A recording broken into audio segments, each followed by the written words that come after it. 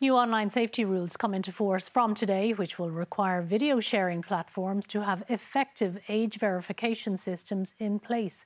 Sites such as Instagram, Facebook, YouTube, TikTok and X will be legally obliged to protect users from harmful content under the Online Safety Code. The new rules that take effect from today prohibit the uploading and sharing of materials such as cyberbullying, as well as videos promoting self-harm, suicide and eating disorders. Platforms hosting pornographic or violent material must ensure they have effective age verification systems in place. The media regulator, Coimisiún na Meán, says that simply ticking a box or inputting a date of birth is no longer sufficient, but it hasn't told platforms what types of age verification methods it wants them to use. It has said to them, you decide how you're going to do it, but make sure you produce a robust system of age verification so that children cannot access a material that is harmful to them. So it is a problem that we don't know what they're going to do. If Coimisiún na Meán had said, these are the 10 things you must do, then we'd know what they were. The types of age verification systems used might include facial recognition, cognitive skills tests, or uploading IDs. Privacy experts, however, have expressed concerns about how this sensitive personal information will be stored. We know from the UK, where some companies have already started doing this kind of thing in response to a UK law, very similar, that those companies who take in that data and the data about what sites people visit, they're treating it and they're describing it as a commercial asset. So they are treating it as part of their service delivery, they're collecting data. It's a data harvesting system which they've brought in. From today, Coimisiún na Meán will be supervising platforms to see what age verification measures they have put in place. The regulator has said that the systems used should be robust and privacy respecting. Platforms that breach the rules could face fines of up to €20 million or 10% of their turnover, whichever is greater. Brian O'Donovan, RTE News.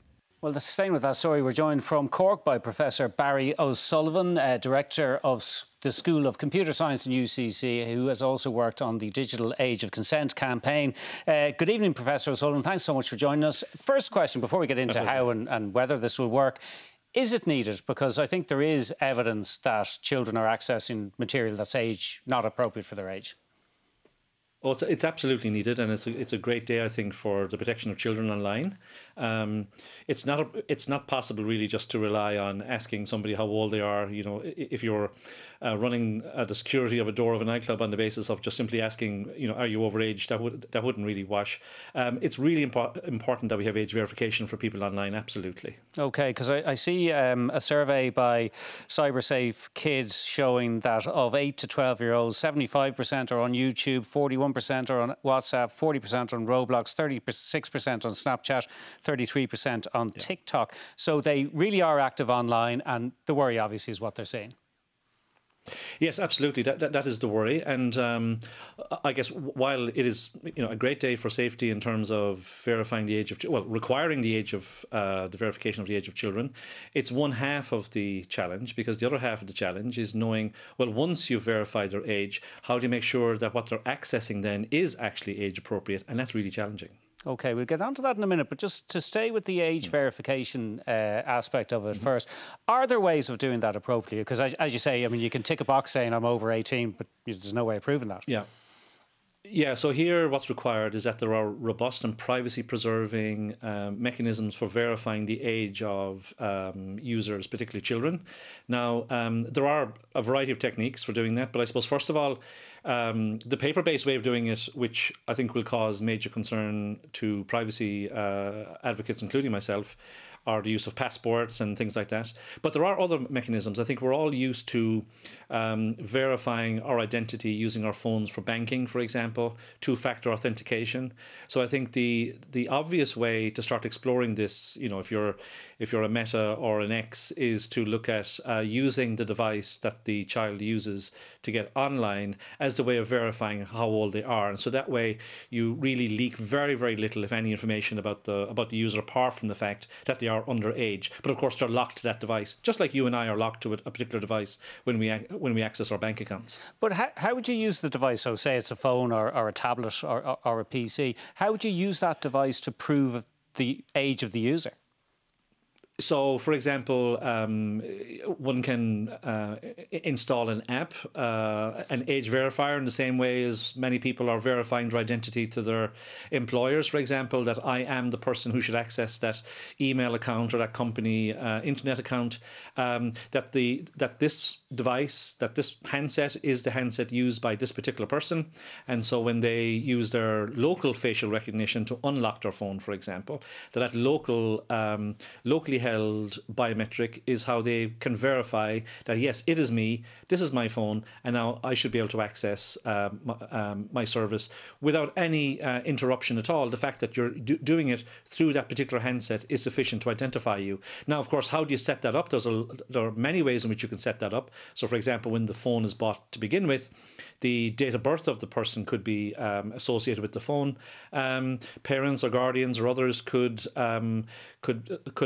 lock a particular device to a particular user, and then that allows them to verify in a very ordinary way that I am the person who can access that app. And so obviously the services have to change how their apps work, but in the same way as you do that every day with two-factor authentication, that kind of age verification could be built. Okay. So it's technically possible, very, very technically possible. Okay.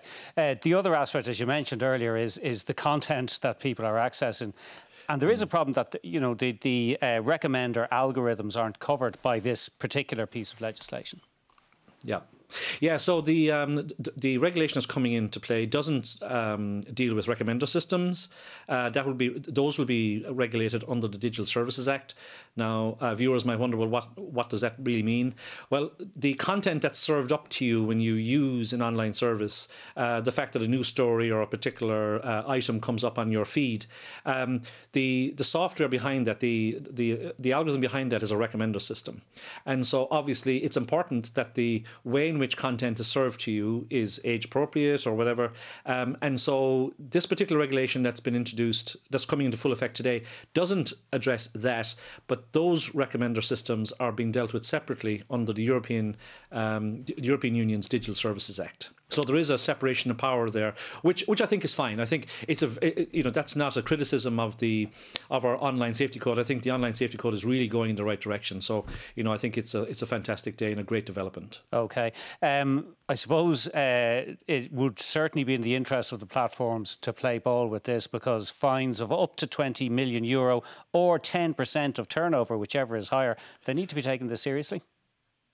Absolutely, need to be taken very, very seriously. And not only are the fines significant, but I think public opinion really requires that these places are safe environments for our children, because our children spend so much time on them. So I think quite apart from the financial aspect, just the moral aspect should be enough to really drive them forward. But of course, as you say, the fines and the penalties are very toothy indeed in this one. So I think absolutely they need to take it very, very seriously. And of course, this is for every single incidence of a violation.